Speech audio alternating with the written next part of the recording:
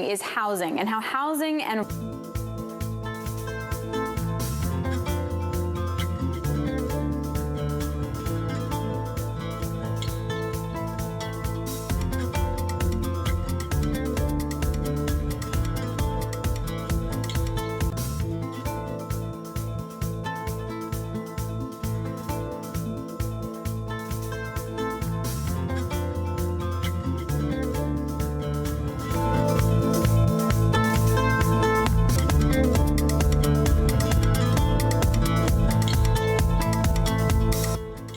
In 2014, when Devendra Fadnavis was asked if the BJP would make him Chief Minister of Maharashtra, he said the High Command will decide. 5 years later, his election pitch has been, I will be back as Chief Minister. How did the first of the BJP's Central Command appointee Chief Ministers become the undisputed leader of what was the most Congress state in India? To chart that journey, I have with me Nistula Hebbar, political editor at The Hindu, and senior political journalist Anosh Malekar. In the last fortnight, both have done really insightful profile pieces on Fadnavis that you should read when you get the time. Anosh, how did Fadnavis grow out of the High Command appointee image as most BJP chief ministers have been since 2014? I think Fadnavis has proved himself a very smart and intelligent chief minister. He does not take on somebody in public. Instead, he has worked the back rooms, has worked behind the scenes to deal with his rivals. This has helped him keep a clean image as well as, deal successfully with all the challenges that have come with his way. Even if you look at the way he has dealt with the Shiv Sena, the big brother in Maharashtra, he has outsmarted them. At the same time, he has kept the Sena chief Uddhav Thackeray in good humor. I think this has been his plus point. This has really helped him consolidate his position and take charge of Maharashtra affairs all by himself. Nistula, you've written on how he's consolidated power within the state BJP unit. After warding off that initial attempt in October 2014 by Gadkari supporters to push his case, how did Fadnavis manage to keep in check Eknath Khadse, Sudhir Mungantiwar, Pankaja Munde and a number of other leaders? Well, he was helped along by the fact that his own personal manner and his political acumen in terms of dealing with challenges has been very acute. He is a Brahmin chief minister in a Maratha-dominated state. A Brahmin chief minister, that too he completed 5 years, the only chief minister of the state after Vasant Naik to have done so. It's a credit to his, political chops, as they say. All the names that you have mentioned, one after the other, Mr. Khadse had got into a controversy, Ms. Munde had got into a controversy in the past, and even Prakash Mehta and other senior leaders, some controversy or the other, except that Mr. Devendra Fadnavis rose above all of them and managed to create a first among equals or a bigger leader than them kind of an image for himself. He managed the two big, political challenges, as I wrote. One was the Maratha reservation issue. That could have gotten extremely ugly, and it could have made life very difficult for a BJP government to survive there. And especially a Brahmin chief minister, but he handled that as well as he could without any major outbreak of any violence or bitterness or anything. And the second was the farmers' long march and the rural distress. He managed to dissipate some of that anger and angst and channeled it outside of the capital, where it could have gotten extremely serious. So all of these skills, the High Command kind of saw that he had these skills to establish a long-lasting government and also create conditions for being voted back. And please remember that through these 5 years, BJP has swept almost every local body poll. Now, local body polls in Maharashtra are extremely important. Many of these local bodies are rich. Most of them are completely clued into, have to do with grassroots level support, etc. And therefore, he managed to draw support for himself as an individual candidate who is occupying the chief minister's chair, something that hasn't been done in the past except perhaps by these really big Maratha strongmen like, Sharad Pawar or Vilas Rao Deshmukh. To take that point forward on what you've written, Anosh, specifically on the shift that's underway in Paschim Maharashtra and in Marathwada, is some of that got to do with local elections or local elections to elected bodies? The second part of it is elections to cooperatives, be those sugar cooperatives, be those banks, and ways in which power has traditionally been controlled in Maharashtra. Is the BJP's march into that largely responsible for being able to eat into the territories that the Congress and the NCP were strong in? Especially if you look at Western Maharashtra, the Congress and NCP had started disintegrating right from the mid-1990s, when the first Shiv Sena BJP government came into power.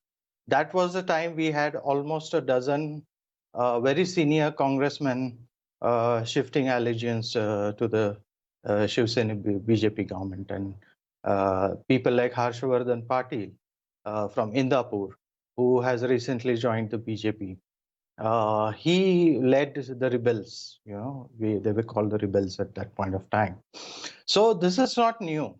But what is new now is the total disintegration of the Congress NCP base among the Marathas. And this has happened since the 1999 break by Sharad Pawar from the Congress.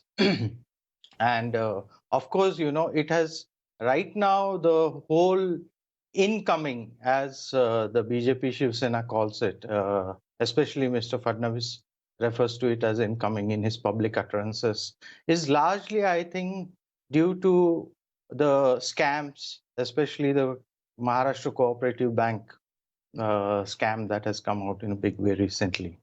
And as Mr. Pawar has alleged, that there is a lot of threat looming over a lot of these chieftains, as we call them, Maratha chieftains or otherwise.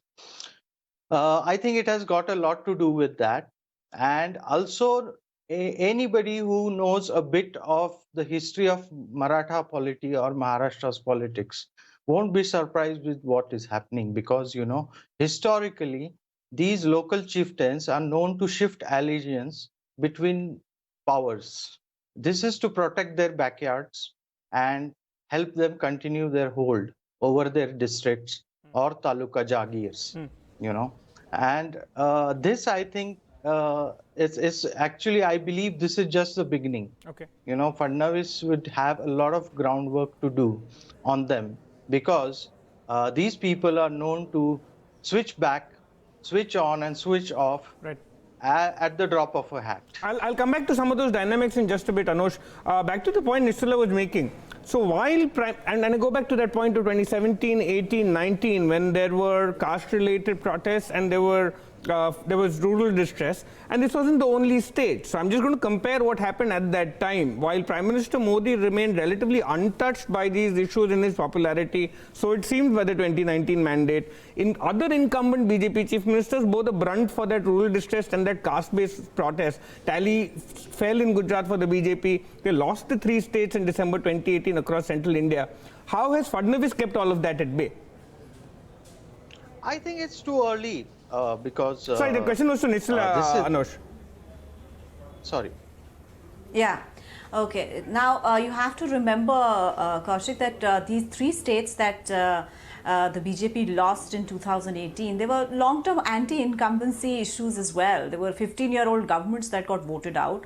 And except for Chhattisgarh, I would say that both in Rajasthan and in Rajasthan, of course, there is an alternation of government. But in Madhya Pradesh, it was a 15-year anti-incumbency. But in both these states, the margin of victory was not very high. It was a majority sure, and this, in some cases, the majority had to be shored up later by winning over the BSP MLAs or independents, etc. And in Madhya Pradesh, for quite a while, the counting could have gone either way. So rural distress as an issue that attaches itself specifically to the BJP, I really wouldn't make a huge case for that, simply because Prime Minister Modi, continues to be extremely popular and remains kind of like Teflon coated on this issue. The case with Devendra Fadnavis was that these are all sociologically long-term issues. The Maratha agitation. A lot of people, people were drawing parallels between the Patidar Andolan and the Maratha agitation, but the Maratha agitation never turned violent. It was better politically managed, and there were talks, and finally they did get something out of it, and the government showed that it was sincere in terms of addressing some of the issues that the Maratha community had raised. The Maratha community itself felt extremely disenfranchised due to also the fact that agriculture has become less and less remunerative. So there are long-term causes for these things, and Devendra Fadnavis is the only person to blame for the situation that the Marathas found themselves did not quite stick.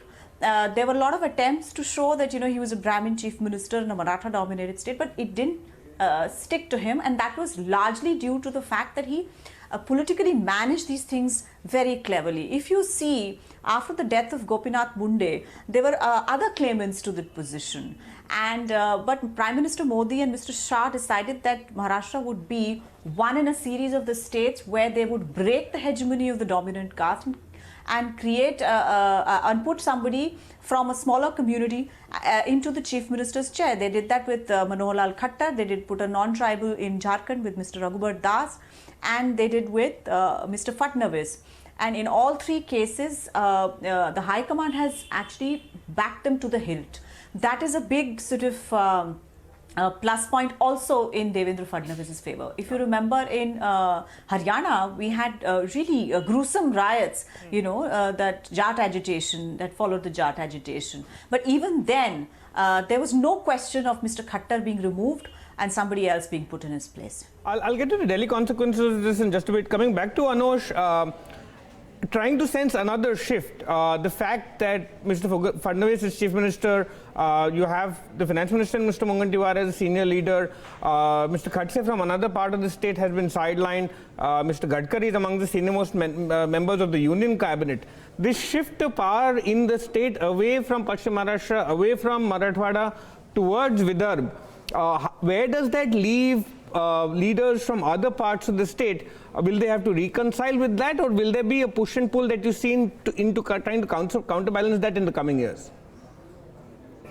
I see at the moment they'll have to reconcile to this because you don't find any leader of the stature of Gadkari or Fadnavis in Western Maharashtra. Of course, we are not talking Sharad Pawar here because he's much senior to all of them.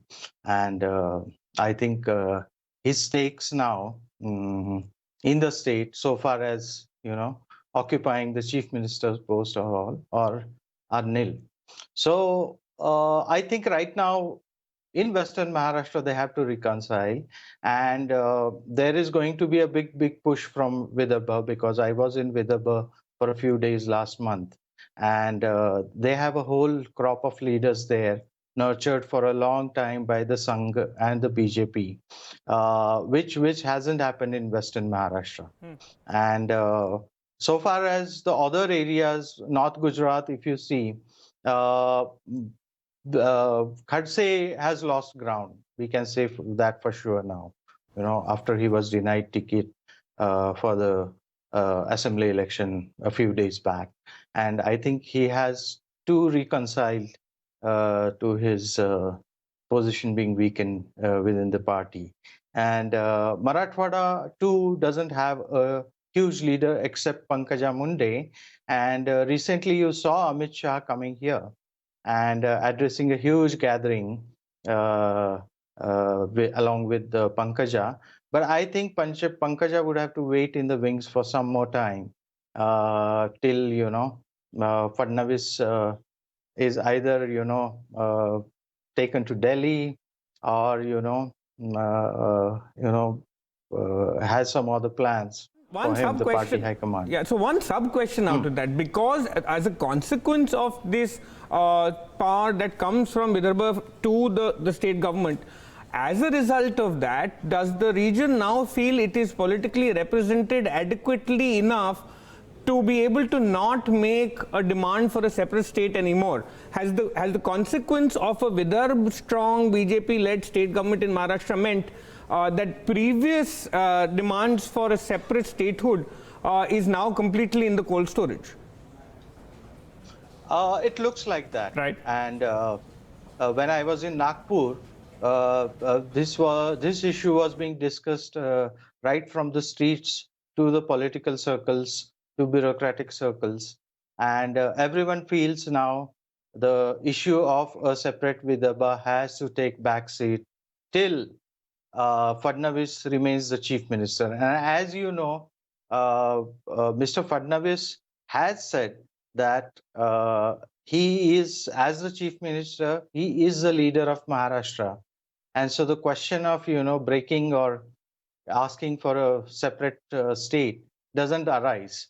So, yes, I totally agree with you. As long as Mr. Fadnavis is in the saddle, this issue of separate Vidarbha would remain in cold storage. Nistula, do you see a second round of leaders being taken to the center happen as did in November 2015 when Mr. Parrikar then moved from chief minister to the defense minister's post in Delhi? Will there come a point in the second Modi administration where for executive experience those that are running states are taken into the union government, or that is something that Mr. Modi doesn't think he needs anymore, that administrative skills have been picked up by those around him in the last 6 years and he doesn't need to import them from the states anymore? No. I'm sure there's going to be some reshuffles going forward. Okay. And I think a lot of the senior leaders are also positioning themselves for a role in Delhi. Several want it quite eagerly, because this is Mr. Modi's second term, and a lot of people are also looking at, say, a post-Modi situation where they could also be players. I don't think anything is quite as settled as everybody thinks, and the political chess moves are extremely interesting to watch. Now, a lot of people kept saying that this election in Maharashtra and Haryana are quite uninteresting because the outcome is a foregone conclusion. My simple point is that the outcome may or may not be a foregone conclusion, but long-term political trends are extremely interesting going forward from this election. Mr. Fadnavis was one of the major people who saved the BJP-Shiv Sena alliance for the assembly, because he did put a very strong case forward that since it had been promised during the Lok Sabha election, during the alliance talk, that they're going to go in together for assembly elections, that he has to keep his word. Secondly, the election is more or less BJP versus Sena, because both of them are trying to compete and get as many seats as possible. And it is a fight for Sena's relevance as well, in its place within the MAHA Yuti. If you have seen the kind of rebel candidates, etc., who have been put up against each other, all of this is manifestly clear. The survival of NCP in the Congress as well is at stake.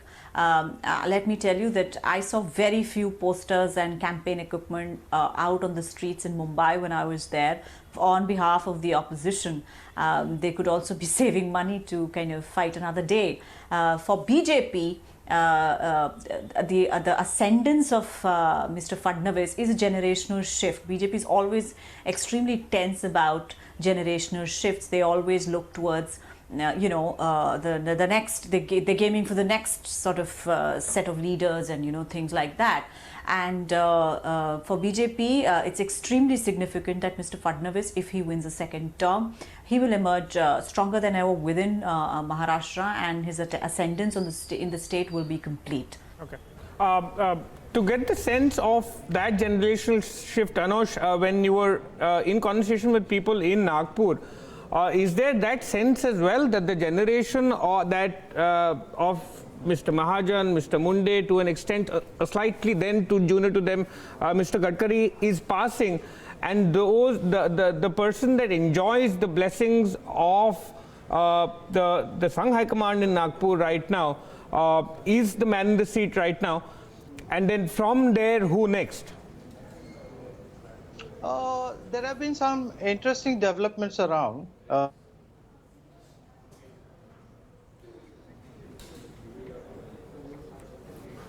All right, we'll just get back to Anosh when we reconnect that line. Sorry, I'll take that question to you again, Nistula, because you said on Delhi, and I'm going to say that on the central point because I noticed some very interesting words. You said, I don't think it's a settled matter yet.